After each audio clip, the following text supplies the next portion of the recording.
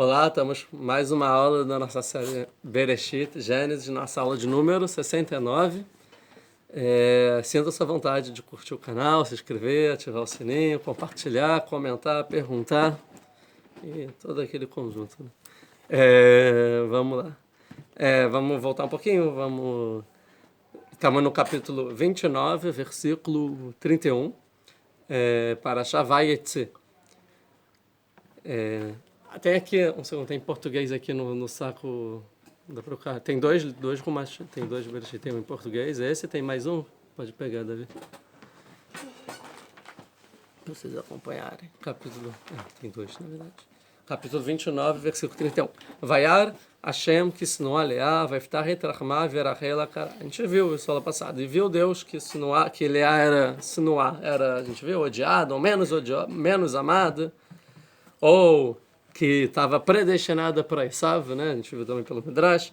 Vaiftach et rachma. E Deus, ele abriu o ventre dela. Verachel é Akará. E Rachel era estéril. A gente viu isso. Então Deus teve piedade de Leá, porque ela era odiada a princípio, né? Para aumentar o amor no Yaakov. E ter logo o filho, e aqui já vai começar o projeto de Deus chamado Israel. Então, um sonhado projeto de que vai sair ou não vai sair, né? 32. Vatahar Leá Vateled. A gente viu o que é Vatahar, é uma força nova que vem para o mundo, que até então não existia. Leá Vateled. Vateled e gerou, né? Ou seja, e nasceu e ela criou Ben. E a gente viu o que significa Ben, que Ben seria então também uma personalidade muito importante para a história mundial, também desenvolvimento, um potencial Mashiach, né? Uma alma messiânica, ou seja, alguém que vai vir ajudar o mundo a se desenvolver a sua perfeição. Ajuda ali, no 39, capítulo 39, a chegar à sua perfeição, tá? Então é essa a ideia. Vatekra chamou Reuven, e chamou o nome Reuven. A gente vai ver que todos os nomes, primeiro vai ser dado o motivo, e depois vai ser dado o nome. Aqui Reuven é a exceção. Primeiro vai ser dado o nome, e depois vai ser dado o motivo. Ele chamou Reuven, porque Reu é veja, Ben, filho. Ou seja, veja, Deus viu que eu sou odiado, Deus viu. Então veja o meu filho. E outra ideia, que é a primeira vez, que essa acho que é a mais importante, que começa agora a geração dos filhos. Então, se a gente dividir a história em épocas, né? A gente pode dividir igual a gente faz no estudo de história mesmo. Tem o romance, né? Tipo, idade moderna, idade contemporânea, depende se é filosofia, se você estuda história, se você estuda, como é o nome da outra? Arte. Não é artes, história da arte, né? O nome. Mas aqui também. Primeira geração seria a geração de Adão até Noé, né? até o dilúvio, primeira geração. Segunda geração seria de Noé até o Avraham nascer, segunda geração. Ou pode ser que a primeira geração é até Avraham nascer também, dá para resumir, né? Isso é uma geração, que a gente vai chamar nos nossos termos daqui em diante, que é a época pré-histórica. Antes de Avraham é a pré-história do mundo. A Torá fala rapidamente, acabou, deu um reload, né? Vamos fazer uma versão beta do mundo, para a história. Nada de importante até ali aconteceu. Só foi piorando. Avraham começa a se iniciar a história do mundo. Tá? Avraham, então, começa a primeira geração chamada de Avot, patriarcas, que vai durar 3 gerações. Avraham, Yitzhak e Yaakov. Então, essa é a nossa primeira época histórica importante dos patriarcas como o povo judeu, né? Como que deu, tipo, primeiro tem a pré-história como história. Depois, a segunda época, primeira época, tipo, na verdade tem o Adão, né? Por si só deveria ser uma época, depois que eu falei, aí chegamos nos patriarcas, primeira época. Segunda época da história se chama Banim, filhos, que são os filhos de Jacó, os 12 filhos. Depois eles viram 70 pessoas, depois eles viram um povo, sim? Até a 4ª geração no Egito, que é a época de Moshe, que eles saem do Egito, certo? Então é a época de filhos. Isso engloba ou não? Tá. Depois esse povo vira um povo, os filhos viram um povo, tá? Que é a época talvez de Moshe, que é os 40 anos no deserto. É a época deserto, tá bom? Então, são patriarcas, viram filhos, esses filhos viram um povo no deserto, tá bom? Depois, a outra, que é uma geração só. Então, tem uma que é uma geração. Aqui, as patriarcas são 3 gerações. Dos filhos vão ser 4, depende de como você conta também, mas vão ser uns 200 anos, vamos dizer assim, tá bom? Ou mais até. Depois, a época do deserto são 40 anos só, mas a gente pode dizer que é uma época por si só, esses 40 anos, tá bom? É tão importante esses 40 anos que tem uma grande parte do Tanar é relatando esses 40 anos, certo? Que são tipo 4 livros da Torá, são esses 40 anos só. Ou seja, quer dizer que a Torá toda é quase muito pouco. Tem uma paraxá que fala os 2.000 primeiros anos. E depois tem outras paraxiotas que são os patriarcas. Aí são vários paraxiotas, patriarcas. Depois, meio que pula dos patriarcas já para a época de Moshe, ou seja, a terceira geração virando um povo, né, dos filhos. A segunda etapa dos filhos, que são dos filhos, dá uns 70, depois é rápido. Aí depois, vamos focar aqui, aí foca. Aí são 4 livros, tá? Depois, esse povo chega na terra de Israel, então tem a outra geração, que é a época de Yoshua, que é a época da conquista de Israel, né?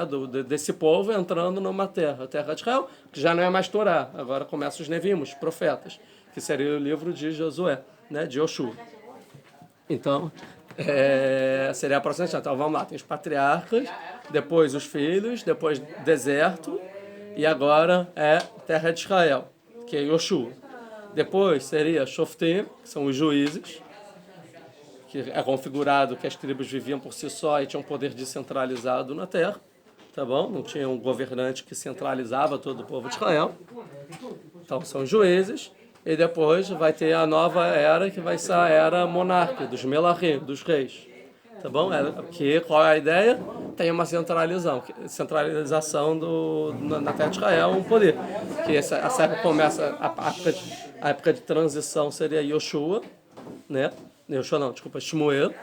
E aí depois são os reis. Shaul, Davi, todos os reis. Shlomo e todos os outros reis. Então seria, entrar na terra de Israel, Shoftim. Depois seria a época de transição, tem Shmuel, mas aí entra na época de Melachim, que seria a nova época. Essa época, então, vai até a destruição do primeiro templo, os reis, né? E aí destroem o primeiro templo, e aí vai ter a próxima época, então, que é a época do exílio da Babilônia, 70 anos, que aí acontece a história de Daniel, depois ainda não, e Megilat Esther seria, tá bom? Outra época. Aí voltam para a terra de Israel. Aí a próxima época, que são as pessoas que retornam para Israel, que é a época de Ezra e Neemiah, né? Esdras e Neemias, Zerubabel e tal. E a época de todo o segundo tempo. Então é a época dos que retornam para Israel. Quando eles retornam para Israel, já acaba o Taná. Por que acaba o Taná, né? Por que não continua a contar a história dentro da canônico, né? Por que acabou? Por que não continua a história? Cancelou a série. Cancelou a série, acabou o dinheiro. Tinha mais o que fazer. Qual é a ideia? Isso é muito importante de entender. Na verdade, terminou para nós. Não, não tem mais no Taná. No Taná não continua a história. Nós e Eudim. Começou para os outros. Maneira, né? Não, mas aí não é Taná, né? É livros externos. Externos. Se chama em hebraico Sefaradim, é Hitzonim, né? Então, o Tanar acabou. Por quê? É claro, porque acabou a profecia. Lembra que eu falei que o Tanar, todo o Tanar, Torá e profetas, são profecias. Acabou os profetas, então não tem mais o que escrever. Por isso não temos livros. Se continuasse profecia, teria livros até o dia de hoje. Quando voltar a ter profetas, vai voltar a acrescentar livros no Tanar. Seria isso. Então, os que retornaram para Jerusalém para construir o segundo templo, são os últimos profetas. Por quê? Porque eram aqueles sobreviventes ainda do final do primeiro templo. Porque só existiu profecia até a destruição do primeiro templo. Acabou o primeiro templo, acabou a profecia. Aqueles que já tinham profecia na destruição do primeiro templo continuaram com profecia. Tá? Que seria o caso de um pouco de Jeremias, de Ezequiel, tá bom? Ezequiel e Jeremias. E de Tzafaniah, Hagai, tá? E Malachi, que são os 3 últimos profetas dos 12, Então esses são os últimos profetas e Malachi é o último livro da Torá. Por quê? Porque é o último profeta. Acabou, morreu Malachi, acabou as profecias. Então aqui acaba uma era também. A era profética na terra de Israel. E acaba, então essa era é a era dos que retornam para Israel. Quando acaba a era profética, começa uma nova era. Qual é a era? A era dos sábios. Não tem profecia, então a gente tem que usar o nosso intelecto para conseguir entender o que Deus quer da gente. Então começa a época dos sábios, que é a época do Anshe Knesset Gedolah, a grande assembleia, que ainda tinha os últimos profetas lá, tá bom? Então é a época de transição. E então começa a época do segundo templo, que ela tem os 120, né, sábios da grande assembleia, e depois vai se originar uma nova era, que é a era dos Zugot, dos pares, que é sempre o par, que era o chefe do tribunal rabínico e o rei, né, o político, o líder político de Israel, que comandavam os judeus. Então seria a época, por exemplo, pode ser, os mais famosos é Hillel Shammai, né, e Shmaya Avtalion, por aí tá. Tem alguns, então é a época dos Zugot. Acabou a época dos Zugot, o que acontece? Tem a destruição do segundo templo. Então aqui acaba mais uma era e começa a era dos Tanaim. Tanaim são aqueles que tinham ainda a Torá oral e se esforçaram para que ela no final fosse, né, escrita, já que ia ter o exílio nessa época pós-destruição do segundo templo. Então tem os Tanaim. Depois, eles são exiliados da terra de Israel e vão para a Babilônia. E aí começa a época dos Amoraim, que são os alunos desses Tanaim, que demoram que duram uns 300 anos. Os Amoraim culmina essa época na escrita da Guemará. Então, acaba de escrever a Guemará, acaba os Amoraim. Aí acaba mais uma era, depois tem a era dos Savoraim, depois a era dos Geonim. O que é os Geonim? Os Geonim culmina na destruição da comunidade na Babilônia. Ou das Yeshivot, que duas principais Yeshivot que existiam na Babilônia, que são destruídas, que são Yeshivot que os Amoraim fundaram, que a Guemará foi escrita nelas. Então, mesmo que fixou a Guemará, ainda existiu essa Yeshivot, até o ano 1000, mais ou menos, 900 mil, os Geonim. Em Babel? Na Babilônia, que era o centro judaico do mundo, era a Babilônia. Existia comunidade na França, na Itália, na Europa, no sul da África, mas todo mundo mandava perguntas para os Geonim, porque mandavam para a Babilônia. Babilônia, o que nós como judeus temos que fazer? Eles davam dinheiro para a Babilônia, era o centro... Mas a gente estuda Talmud Bavli, não Jerusalém. Sim, mas isso já é um pouquinho antes. Já é da época da Guemará. Então, destruindo essas... Aí realmente tem o exílio da Babilônia, que aí os judeus vai cada um para uma comunidade, aí começa a ter o judaísmo de comunidades, que aí começa a ser a época dos Rishonim, dos primeiros legisladores. Porque já que não tem uma centralização, cada rabino tem que legislar para a sua comunidade o que fazer na prática. E aí começa a ter diversas comunidades na França, na Alemanha, na Itália, na Espanha, no Marrocos, na Síria, no Líbano, no Iraque, no Irã, por aí vai, no Egito. Então tem comunidades e líderes que se empenharem então em legislar para as comunidades como se comportar em cada comunidade, de acordo com a geografia, com o clima, com a cultura, com o poder, com a liberdade, com as condições financeiras de cada comunidade. Tá? Então são os Rishonim, dura 500 anos mais ou menos, do ano 1000 ao ano 1500, que ele o marco de término seria quando escreve o Shulchan Aruch. Porque no ano 1500, o que acontece? Se vê que cada comunidade tem as suas leis. E não há uma conversa muito bem entre essas leis, certo? Então, eu estou vivendo na Espanha, eu tenho umas leis. Eu vou para a Alemanha, são outras leis. Calma aí, o que a Torá está querendo dizer sobre mim, tá? E até então isso não foi muito problema. Começou a se agravar, mas não foi muito problema. Por quê? Porque cada comunidade vivia na sua comunidade. É o chamado Minhag HaMakom. Você se comporta de acordo com o lugar que você mora. Você está na Espanha, faz as leis da Espanha. Você vai para a Alemanha, faz as leis da Alemanha. Vai para a França, leis da França. Acontece que em 1500, tá, plena Inquisição. Então é a primeira vez na história que comunidades inteiras têm que se deslocar e ir para outros locais. Então você vê que na Alemanha vai ter uma comunidades, não pessoas, indivíduos, comunidades da Espanha. E aí fica, calma aí, eu tenho que fazer como foi na minha comunidade ou como o lugar? Se eu fosse um indivíduo e fosse para a Alemanha, eu faço como lugar. Mas agora não, toda a minha sinagoga foi para a Alemanha. Já tinha havido expulsão Então, anterior a 1500. nessa época, né? Não, Que? acho que já houve expulsões anteriores. Acho que 1100, 1200 da De Inglaterra, comunidades inteiras? comunidades, sim. E dois foram expulsos do Reino Unido também. Mas Foi? enfim, sim. Mas com Mas certeza... já era 500 anos antes, seria o final ainda, o início dos Rishonim, né? Então as pessoas ainda não tinham legislações de cada comunidade digamos, nessa talvez época. começaram a enfrentar esse problema desde Sim, então. e aí foi se desenvolvendo até ficar uma questão... culminou nesse período... Até que Rav Yosef falou, não, vamos fazer uma que unifique todo mundo, e ele consegue, e aí começa os Aharonim, os últimos legisladores, então seria desde 1500 até mais ou menos os anos, sei lá, 2000, tá? 500 anos também, que seriam, tipo, vamos de acordo com o Shulchan Aruch, então uma lei unificada, entender o que cada judeu tem que fazer, com as novidades tecnológicas e culturais que vão acontecendo durante a ideia. Então tem a ideia dos Aharonim, e agora, com a volta dos judeus para Israel, se inicia uma nova época, né? Dos que retornaram para Israel de novo, que com certeza é uma outra pegada da Torá, é uma outra forma de outra abordagem. Você tem que entender qual é a raiz para um rei, para uma legislação, para a democracia, para o direito, para a igualdade, para o cidadão, para a justiça. Isso tudo não tinha, eram comunidades, não era um país. Né? Como trabalhar na terra, propriedades de terra, o estrangeiro. Então são coisas convertidas, são leis novas, que são problemáticas novas por existir um país, mas como é muito recente, ainda ninguém chama ainda de uma época, né? Talvez daqui a 100 anos, aí daqui a 200 anos, falar, não, com a entrada de Israel, a gente vê que realmente mudou o judaísmo. Então é isso. Então, resumimos, não sei porquê. Começou com Ben. Resumimos toda a história do povo judeu. Então, Ben, começa uma nova era, isso que eu quis dizer. Vai ter que chamar vamos tentar correr então.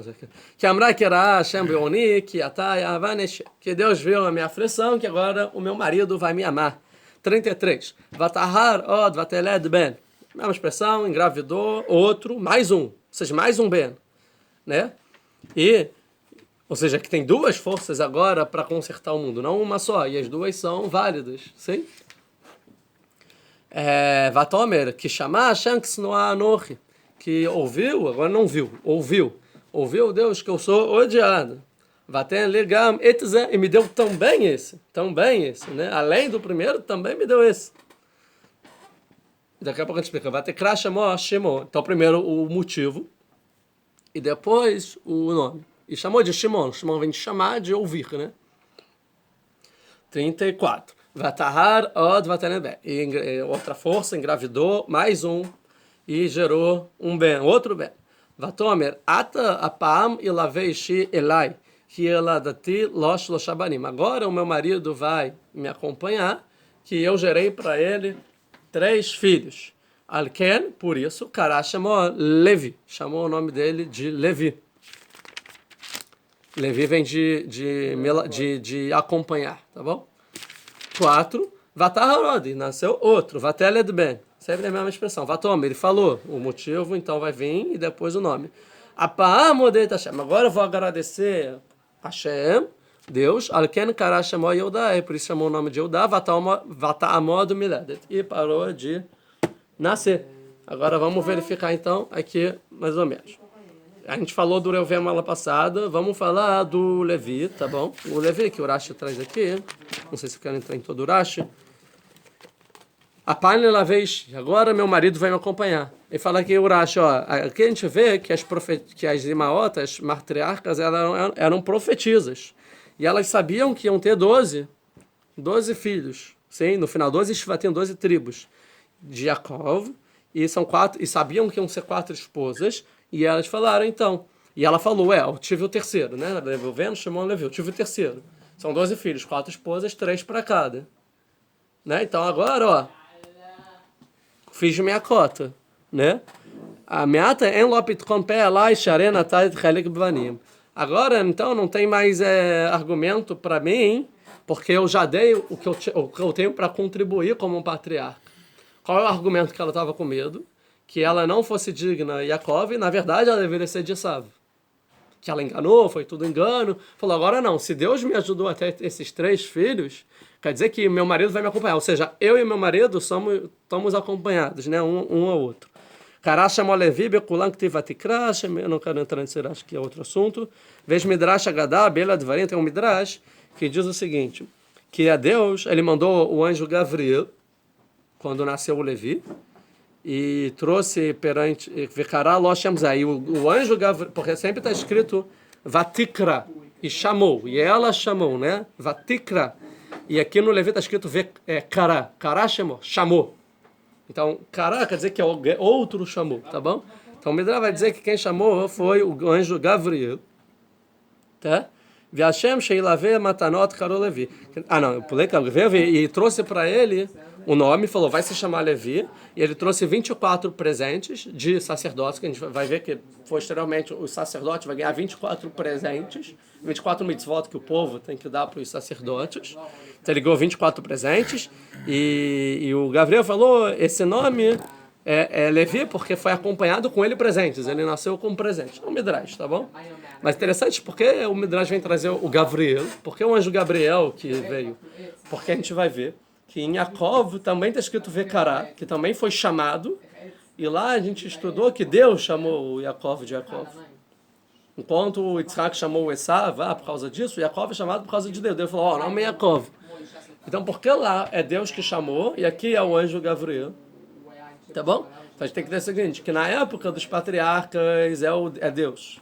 Na época dos filhos é o Gabriel, é o anjo, tipo, é um emissário de Deus, já é outra geração, tá bom? É uma das ideias aqui. Vecharat chamou Levi. Outra explicação, calma, isso eu vou pular.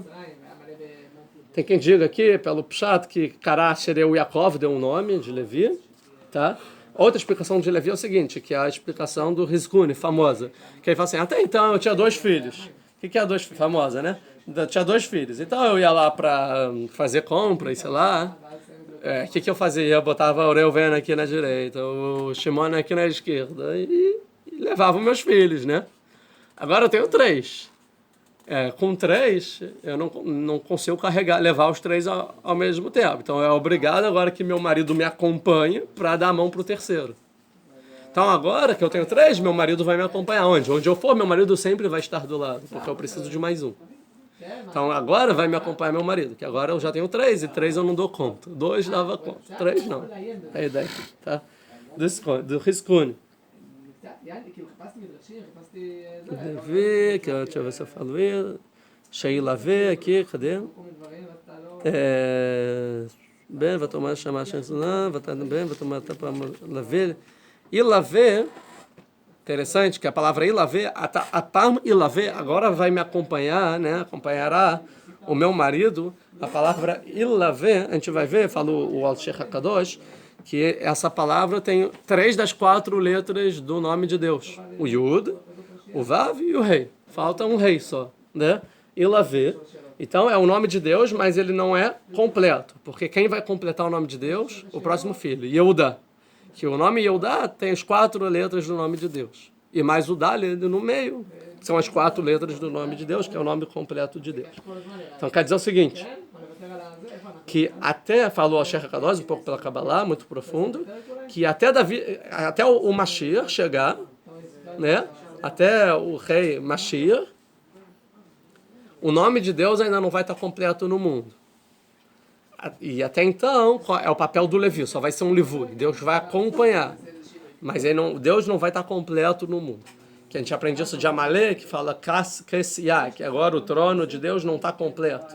A gente sabe que só quando apagar a memória de Amalé, que é Mashiach que vai fazer isso, é uma das funções de Mashiach, que aí o trono de Deus vai estar completo no mundo, ou seja, Deus vai conectar tanto o espiritual material aqui no mundo para o mundo inteiro, né? Todo mundo vai ver aqui na Terra a revelação e o conhecimento divino. E até então tem um sacerdote, tem um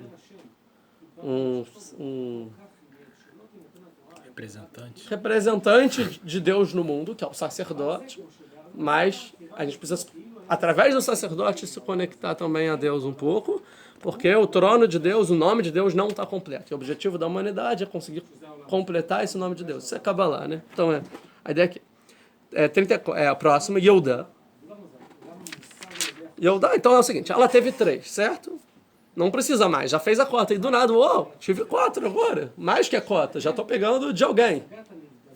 Ninguém, 0, 0, 0, 4, né? Tô ganhando, disparado. Mais do que deveria para fazer, só precisava dos 3 pontos para passar. Agora eu já fiz 4 pontos, já 4. Então vai Taharó, vai Telebeno, vai tomar minha palma agora, odeio esta chance. Agora tem que agradecer a Deus, que é mais do que a cota. É mais do que eu precisava, é mais do que eu deveria. Cada mulher tinha que ter 3. Eu era para ser Esav, eu casei para Yaakov e eu tive 4. Mais do que deveria. Uau, isso é uau. Arken Shemó Yehudá, é o nome completo de Deus. Vatamod Miled, parou de ter filhos. Arken cara Ela chamou. É. Isso. Bem observado. Então, é essa a ideia. Os sábios falam que até Leá, ninguém tinha agradecido de verdade a Deus, até ela falar, agora eu vou agradecer a Deus. A gente vai ver que esses nomes vão ter muito a ver com o que eles vão fazer no futuro. Que no futuro, cadê?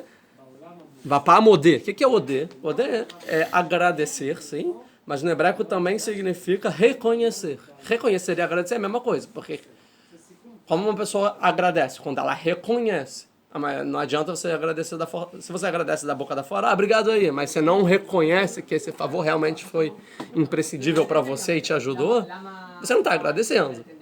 Agradecer significa reconhecer, você reconhecer, dar valor àquilo que alguém fez. Tá? Então, obrigado Deus. Muita gente agradece, mas não reconhece de fato o que Deus está fazendo. Então, reconhecer, na verdade, seria a tradução mais correta da palavra agradecer, porque sem reconhecimento não é um agradecimento pleno. Tá?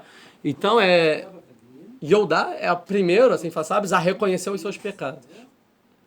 É o primeiro que vai falar, eu errei, na frente de todo mundo, que é o caso com Tamar, que a gente vai ver logo mais. Né? Então ele vai julgar errado, vai dar sentença de morte para ela, até que ele vai ver provas suficientes. Que ninguém vai ter escrito lá no Twitter, Yehudá é o culpado, nada disso.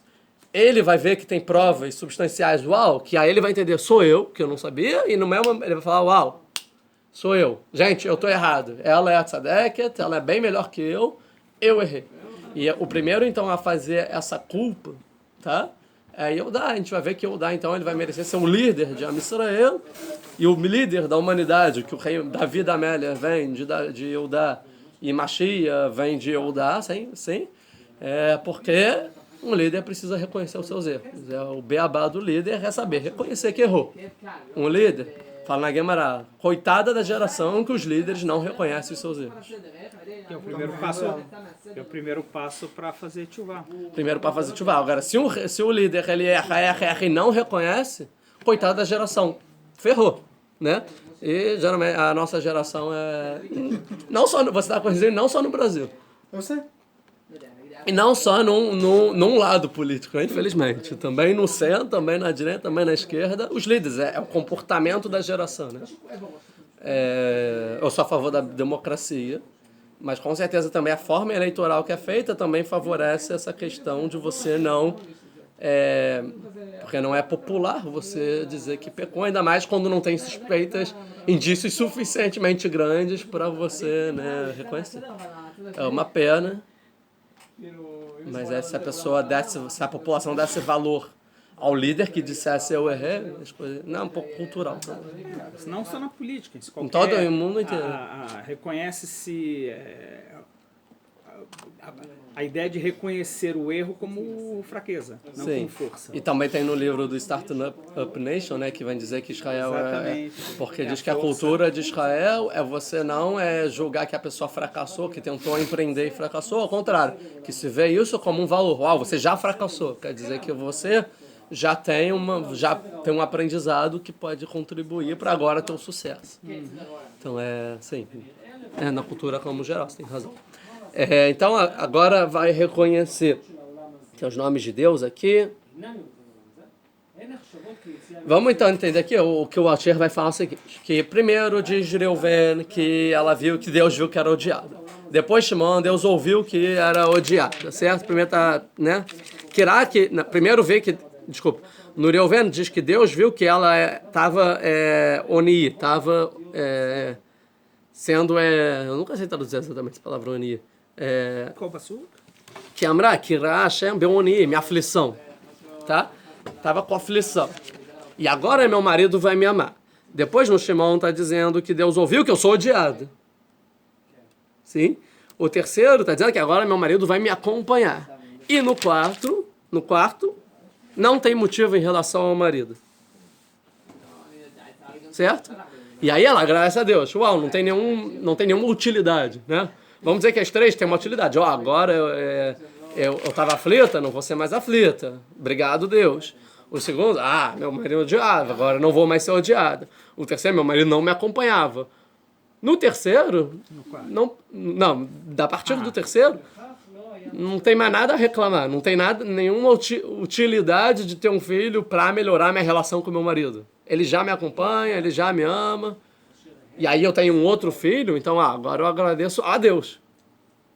Porque foi por pura misericórdia. O Asher HaKadosh, eu acho que o Arahai o Arahai não, acho que vamos ver? O Asher HaKadosh vai falar o seguinte. Mesmo que Leá casou com Yaakov, né? Ela achava ainda que ela seria de Esav, como eu já expliquei. Então, quando Deus dá um filho para ela, ele pensa assim, uau, por que Deus me deu um filho e não deu para Rachel? Porque na primeira relação, na verdade, nasce um filho. Então, é um sinal de Deus que o quê? Que Deus está com piedade de mim. Tá? E por que Deus está com piedade de mim? Porque Deus entende, Kirashem, né? Deus viu. Deus entende, Deus vê que talvez por ter sido um engano, Yaakov não me ama. E para não ficar uma relação marido-esposa que não me ama, Deus está com piedade de mim, ele quis me dar um filho para que assim melhorasse o nosso relacionamento. Por isso que ele chama Hashem e não Elohim. Como a gente vai ver, que todos os filhos vai ser o nome Elohim de justiça e não Hashem de piedade. Sim? Então, porque eu não sou amada. Então ele entendeu o seguinte, por meu marido não me amar, não ter esse amor, Deus me deu o primeiro filho. Mas, falou a Asher HaKadosh, mas nunca passou pela mente dela que Yaakov talvez odiasse ela. Isso não. Ela entendeu, só falta o amor. É tipo casamento arranjado. Casei por interesse. O amor falta. A gente se dá bem. Então ela entendeu que faltava só o amor. Aí depois ela teve um segundo filho. Ela pensou, por que Deus me deu um segundo filho agora, logo assim, de cara e não para Rachel? Uau, então quer dizer que Deus viu mais alguma coisa que eu não vi. E aí então ela entende que, na verdade, ela assim era odiada. E o primeiro filho foi pelo motivo de ser odiada. E ainda faltava o amor, e o segundo filho veio então para consertar o amor, para trazer o amor. Aí teve o terceiro filho. Ela falou, calma aí, então. Então, na verdade, falta mais alguma coisa. Então, o que ela falou? Que é o seguinte.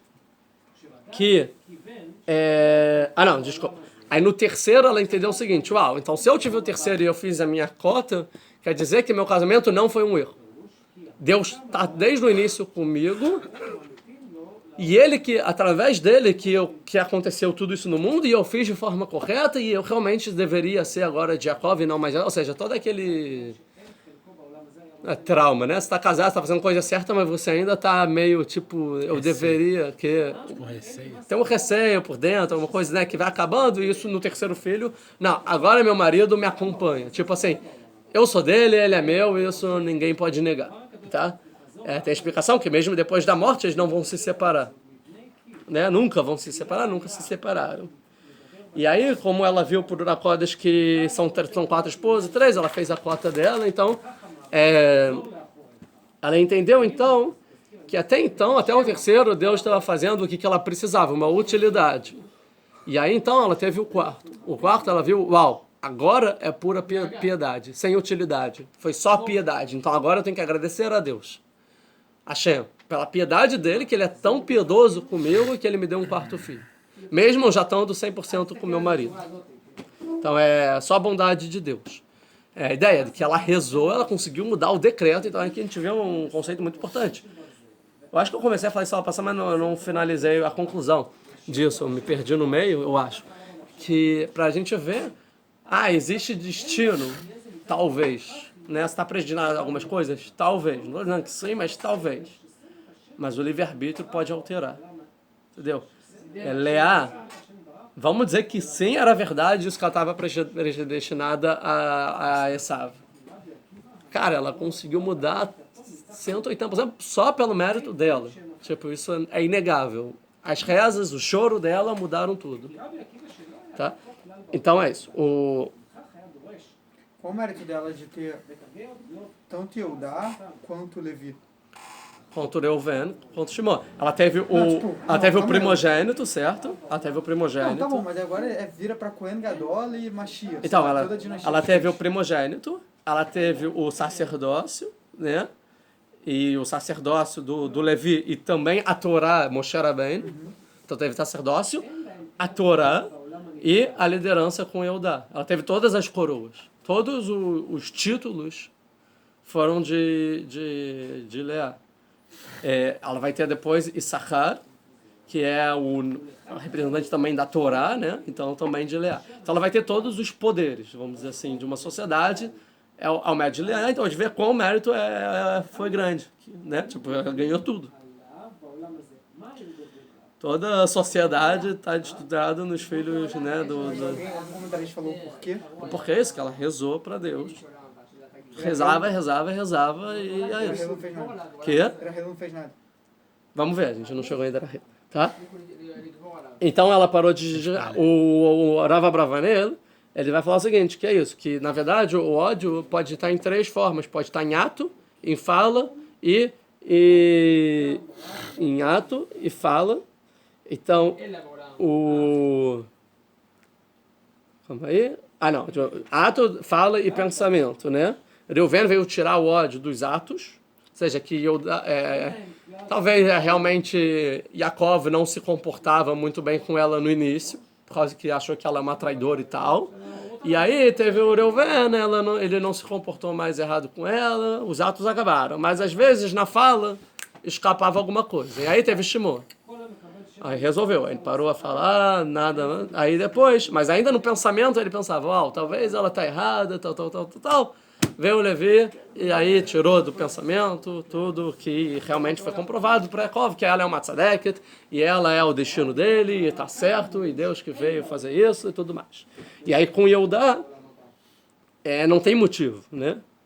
E aí então ela agradece, é o que o Rava Bravanel vai falar, porque ela parou de gerar filhos, né? E aí, porque ela parou de ter filhos, o Rava Bravanel vai falar de um negócio interessante. Ele fala o seguinte, que a criação desses 3 filhos rapidamente foi muito sofrido. Imagina, 3 filhos, um atrás do outro. Né? Talvez nem um ano de diferença, já engravidar, tal. E talvez a gravidez foi difícil, o parto e a criação dos filhos em si foi tudo difícil. E no quarto, ela falou, Apam odet Hashem, agora eu estou agradecendo a Deus. Quer dizer o seguinte, agora eu estou satisfeita, Deus. Então, ela pode dizer que Apam odet Hashem significa, dessa vez eu já estou agradecido. Tipo, me dá um tempo. Cada mulher no seu ritmo. Né? Então aí ela parou de ter filhos. Então, talvez, aí fala, por ter sido um pouco ingrata, ela para de ter filhos. Que ela fala, chega, como assim? Você está construindo uma Israel? Eu quero te dar os 12, talvez. Você está dizendo agora, chega, estou cansado. É a ideia aqui do Arava, vai dar outra ideia, que, não, isso é aquilo que eu já falei da aula passada, que nesses quadros não está o nome de Hashem, ou seja, que é por piedade, agora vai passar a ser o nome de Elohim, e agora acabou, vamos finalmente para o capítulo 30, polêmica. 30, vamos lá, quanto tempo? Tá. Vatere Rachel, Kilea, não, Vatere Rachel, Kiló e Yalda Leakov. E viu, em algum momento, finalmente, Rachel viu que ela não estava dando filhos para Yaakov, não estava tendo filhos. Vatekane Rachel Bechotá. E invejou Rachel, a sua irmã. Uau! Tá cheirando o quê? Caim e Abel, né? Caim e Abel. Tá cheirando Esav e Yaakov aqui, né? Vatomer, e falou, Yaakov, para Yaakov, Hava lebanim, dê-me filhos, me dá filhos. Vin ein meta anochi, porque senão eu sou uma mulher morta.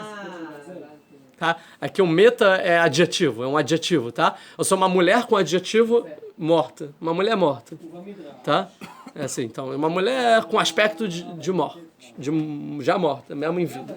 Dramática, né? Que é dramática. Ela vai ser bem dramática. Sim, tanto que o Rambam vai falar que ela vai ser dramática, a gente vai ver.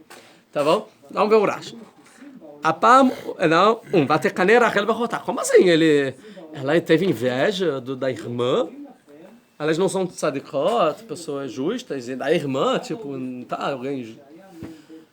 E dois, é proibido para a Torá ter inveja. Então, você vai dizer que as matriarcas tinham inveja? O Rashi vai passar pano. Não, óbvio que não vai passar pano. É óbvio que ele está interpretando certo, a gente vai explicar por quê. Que às vezes as pessoas interpretam assim, tá passando pano nos patriarcas. Kenaa bemaasea tovim. Ela teve inveja dos bons atos de Leá. Porque, vamos explicar, é proibido ter inveja. Quando? É proibido você ter inveja do outro sobre questões materiais, tá? É proibido. Ele tem isso, eu não tenho. Ele tem esse cargo, eu não tenho. Ele é inteligente, ele é bonito, ele é famoso. A vida dele é mó fácil, a minha não é boa, fácil. Isso é proibido pela Torá, categoricamente. Agora, o que é permitido e é uma boa virtude é você ter inveja dos bons atos. Uau! Como esse cara consegue fazer uma tefilá com tanta concentração e eu não consigo? Uau! Como esse rabino ele estuda tanta Torá e eu não consigo estudar Torá? Uau! Como os atos dessa pessoa, ele pratica tantos atos de bondade e mesmo sem tempo, e eu tenho todo o tempo do mundo e não consigo fazer metade do que ele faz. Então, quando bons atos, é louvável você ter uma inveja. Tá? Então, tudo que Deus fez no mundo é bom em algum aspecto e ruim em algum. Inveja é bom em algum aspecto. Quanto dos Maasim Tovim, dos bons atos. Então, a vai falar que são dos bons atos. A gente já vai entender por quê. Amra, ela falava: Ilulei tzedakah mimeni lo zarta lebanim. Se Leá não fosse mais tzadeket, mais justa que eu, ela não teria méritos de ter filhos. Então, o fato dela ter conseguido esses 4 filhos é porque ela é mais justa que eu. Ela é uma melhor pessoa do que eu. E eu tenho inveja que eu não consigo ser tão boa quanto ela. Porque se eu fosse, eu teria filhos. Essa é a inveja, então, de Rachel. Tá? Entenderam? Vamos entender agora a passação de pano do Rashi superficial, né? A ideia aqui é o seguinte, que a palavra kiná, na Torá, que é o que está escrito, vatekane é o verbo, tá bom? Se refere a uma inveja de algo que você possui. E quando fala a palavra rimud, que é você ter cobiça, no caso, né? Que é lotachmod, por exemplo, o 10º mandamento, lotachmod, que é a cobiça, é você cobiçar algo que você não tem e o outro tem. Então essa é a diferença das palavras de rimud e de kiná. Kiná é algo que eu possuo, o outro também possui, nós dois possuímos em comum, mas eu tenho alguma inveja dele em algum aspecto disso. O rimud é eu não possuo e eu quero que o outro tem e eu não tenho, e eu quero aquilo também. Tá bom? Então vamos entender. Então é o seguinte, não dá para explicar, já que a palavra é vetekane e não de rimud, de lotachmod, não dá para explicar que a inveja dela é por algo que Leá tinha e ela não tinha. Que eram os filhos. Que eram os filhos. Então não é por isso. Ela tem filho e eu não tenho. Ela tem alguma coisa que eu não tenho. Não é. Então não pode ser isso. Tem que ser alguma coisa que ela também tem e Leá também tem. Esse é o primeiro ponto, tá? Então, Vaterer Rachel que lo yalada Yaakov vatekane. Então tem que entender que a palavra tekane, vatekane, certo? Vem num contexto, que é o contexto. Rachel viu, que ela não dava filhos para Yaakov, e isso fez com que ela vatekane, com que ela teve essa cobiça. Então, aparentemente é isso, eu não tenho filhos e ela tem. Mas aí não seria esse verbo empregado. Então, a gente entende que essa quiná dela, essa inveja dela é gerada pelo fato dela ver que Leá está tendo filhos e ela não, mas não tem a ver pelo fato dela não ter filhos. É outro fato, a inveja dela, entendeu? Então, então é o seguinte, só que ela vai dizer o seguinte, um segundo, Tá. E a questão tem que entender por que nesse contexto. Porque se ela tem inveja de Leá, por que só agora no quarto filho? O quarto filho é tipo 4 anos. É um penca de filhos. Agora uma mulher que não consegue ter filhos vai ficar com inveja da outra no quarto? Por que não, talvez no primeiro, no segundo e no terceiro? Não. Não, Então, porque agora ela pode ter perdido a cota dela. isso, ou seja, então tem uma questão intrínseca em ser o quarto filho que gera ela ter alguma coisa que ela não sentia antes no terceiro. E é a questão, obviamente, da cota.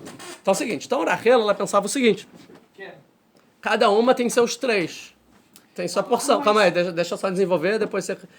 Cada uma tem seus 3. Então eu estou esperando que talvez realmente ela casou primeiro com Leá, Deus está dando Leá. Então ela vai ter o primeiro, o segundo, o terceiro.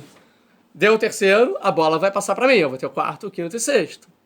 Mas aí ela teve o quarto. Uau! E aí, já que elas eram profetisas e elas sabiam que cada uma ia ter 3, e dado que uma tem 4, muda todo o pensamento. Você, uau, calma aí, então alguma premissa está errada, alguma coisa mudou. O que mudou? Será, uma hipótese, será que Leá então vai ter os 12? Já que cada uma tinha 3, ela tem 4, quer dizer que ela vai ter os 12. E se ela tiver os 12, o que eu faço? Talvez eu sou de Esav. Eu sou a nova de Esav, então mudou.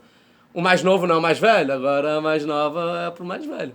Mudou para Yaakov, mudou para mim. É um pensamento, certo? Mas aqui é o seguinte. Consegui... Um segundo, seria a vez de... Tá.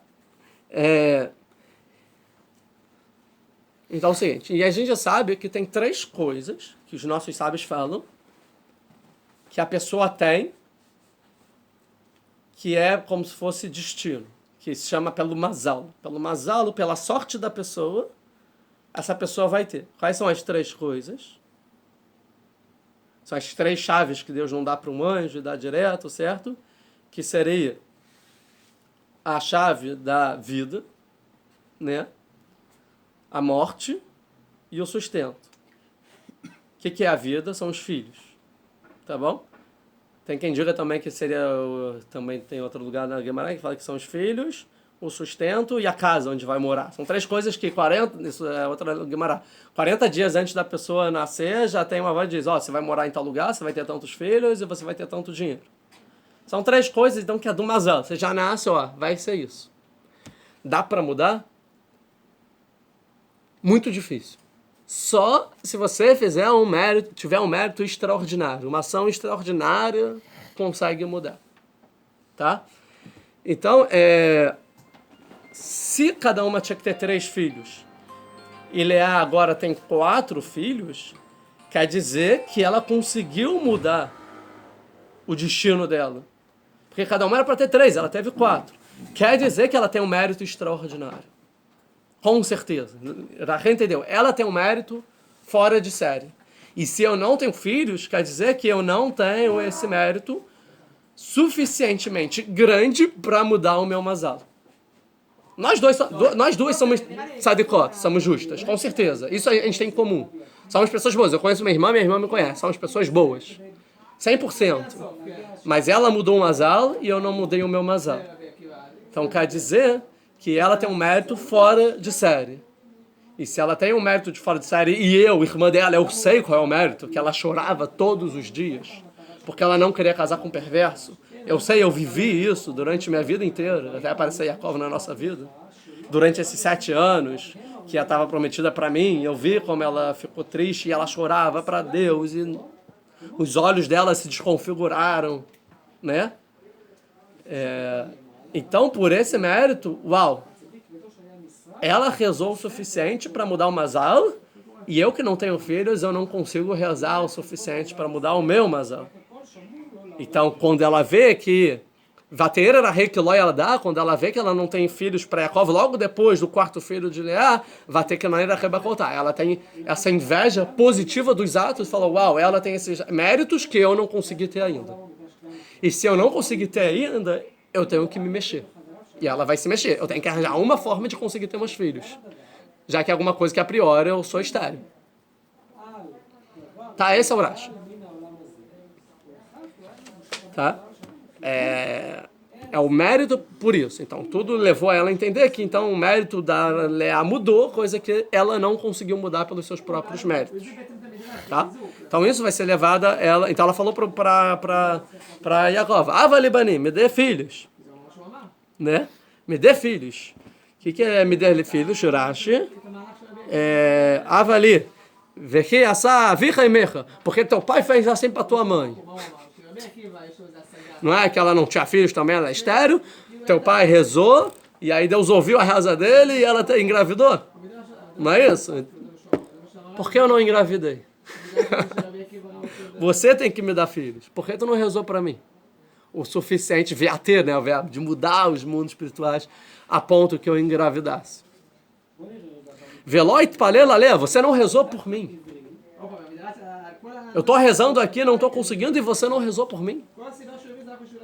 Então, tipo, se eu não estou conseguindo pelo meu próprio mérito, eu tenho inveja da minha irmã que pelo próprio mérito ela consegue, eu vou recorrer a quem? A quem tem mérito. Quem? Meu marido. Yaakov com certeza tem mérito. Ele é um tzadik completo.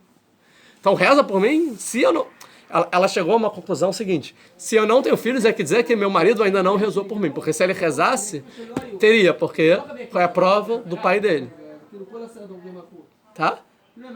Yaakov vai ficar muito magoado. Pela forma que ela vai abordar. 2, pela forma que ela vai se expressar. E 3, que fala assim: quem disse que eu não rezei por você? Sim, eu rezei. Deus disse não. É o que ele, tipo, essa é a verdade. Eu rezei sim. Mas não foi. Tá? Que é o que vai lá. Então vamos falar: não, me dê filhos. Se não, metanur. Se não, que eu seja considerada uma mulher morta. E aqui o Rashi vai falar que daqui a gente vê que aquelas pessoas que não têm filhos são consideradas como morto. Né? Que aqui é um adjetivo. Que é como se fosse que a pessoa não consegue, é como uma fonte de água e não tem a continuidade. Então, mesmo que ela ainda está viva, a continuidade ainda não existe. Então, seria a ideia dos sábios aqui. Por isso está escrito Leiakov, né? Vater Rachel que loyadai Leiakov. Ela não deu para Yaakov. Porque Leiakov porque assim falou, acho, né? Porque só dependia de Yaakov. Yaakov é que é o tzadik, ela pensando. Tá? Outra ideia de eu vou ser como morta, quer dizer que eu não vou ter herdeiro da terra de Israel, assim vai falar o Rav Abravanel. Então é como se fosse eu não vou ter herança na terra de Israel, porque eu não vou ter filhos, eu não vou ter Shivatim, né? Não vai ter nenhuma das tribos. Então eu vou ser como morta no povo judeu, dentro do povo judeu não vou servir para nada. E ou outra explicação que ele diz, talvez eu vou morrer de sofrimento, eu estou angustiado, eu estou acabada. Uma mulher que não consegue ter filhos é muito angustiante, certo? Muitos anos e tal. Ainda mais se tem outra que está tendo, ainda mais se ela deveria ser a matriarca do povo judeu. E ela falou: eu vou morrer, eu não vou superar. Eu estou sofrendo muito com isso. Então eu vou acabar morrendo. Tá? A explicação dela. E calma. O que é Vatecané? Um segundo, perdoe. O Ashekador vai dizer também o seguinte, que eu tenho que ter algum motivo por não estar tendo filhos. Eu fiz alguma coisa de errada para não conseguir ter filho. Senão, porque eu seria estéril. Eu tenho algum erro. E ela vai verificar e falar: qual é o meu erro? Claro, eu ajudei a enganação para Yaakov. Só pode ser isso. Eu fiz alguma coisa para Yaakov. Então ela vai falar agora para Yaakov: reza por mim e me perdoa. Senão eu vou morrer, que quer morrer pelo meu delito, pelo meu crime, pelo meu erro. E a única pessoa que pode resolver é você, porque você é o único que pode me perdoar, porque foi com você. Então talvez porque Yaakov tem algum problema com ela na cabeça, por ela ter contribuído, ela está impedida de ter filhos. Isso era pensando, é certo, errado? A gente vai ver, tá bom? Vamos mais. E outra coisa, mais uma, que é igual a história de Adá, que a gente falou até lá passada, de Adá e Tzilá, as filhas de Lemer, da época da geração do exílio, que uma é para diversão e outra é para procriação. Quem o Yaakov beijou, ama, não sei o que lá, bonita de aparência, é ela. A Leá é a que fica em casa, com os olhos ternos, não era pastora. Então ela é a procriação e eu sou a diversão. Então, se é para isso, eu sou morta, porque não é esse o papel que eu quero ter no povo judeu, tá? Para você como esposa. Não é a minha proposta. Eu ia fazer uma colocação. Sim. O texto da Torá nos leva a uma conclusão de que, por Rachel não ter tido filho, daí veio a sugestão para que Yaakov tomasse Bilá. A gente vai chegar aí ainda. Mas assim, e por um outro lado, toda essa argumentação, ela se baseia no fato de que já era sabido que para cada uma caberia uma cota de 3 filhos, ou seja, a Rachel, por essa lógica de raciocínio, ela em algum momento saberia que Yaakov teria também, além dela e da Leá, mais duas esposas? Se a gente vê isso um pouco do Arava Bruven, são 2 perguntas aqui, 2 colocações. Uma é que elas sabiam disso, porém a Leá teve o quarto. No momento que tem o quarto, desestrutura tudo. Não. Sim, isso é uma colocação. A resposta é que sim, elas já sabiam que teriam mais 2 esposas.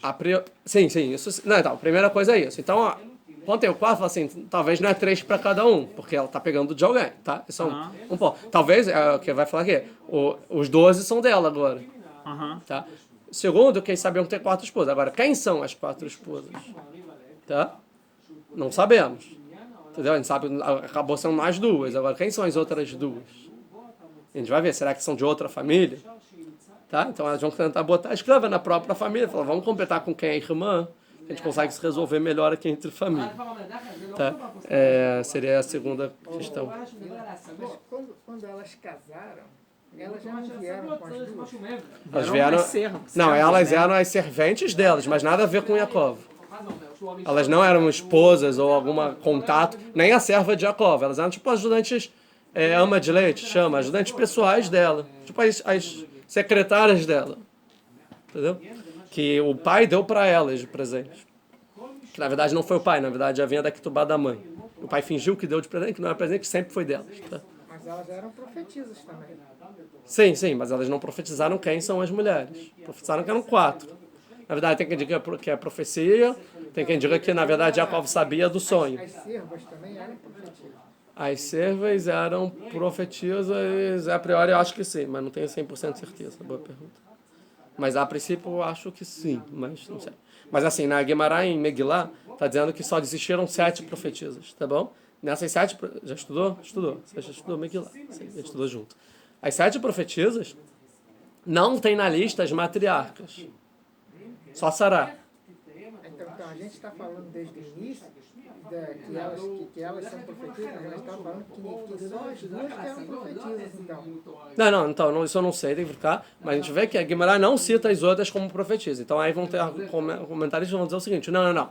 Que na lista que está na Guimarães das 7 profetisas, são profetisas que profetizaram alguma coisa relevante para todas as gerações e para todas as pessoas. Tá bom? Mas tiveram outras profetisas que tiveram profecias sobre elas próprias, coisas para a vida delas pessoais. Então, é esse nível de profecia que tinha Rivka, que a gente viu que teve profecia, que iam nascer, né, os 2 filhos para ela, então é dela. E aí, talvez, a questão de Rachel e Leá, aí tem que verificar agora Bilá e Zilpá, tá? Vamos só para terminar mais o Passuk, para a gente fazer um desfecho e para a aula que vem. Como Yaakov vai reagir a isso, né? Vaichar Av Yaakov berachel. Yaakov vai ficar muito zangado com Rachel, com como ela falou.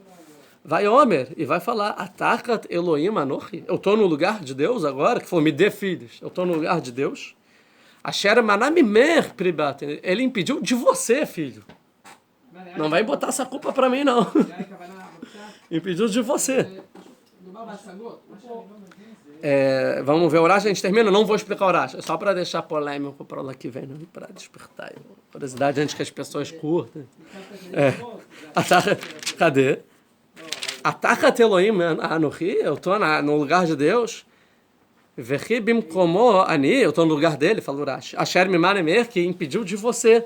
E aí olha o Urash, que pesado. At omeret asa keab. Você falou, faz como seu pai que rezou para sua mãe. Certo?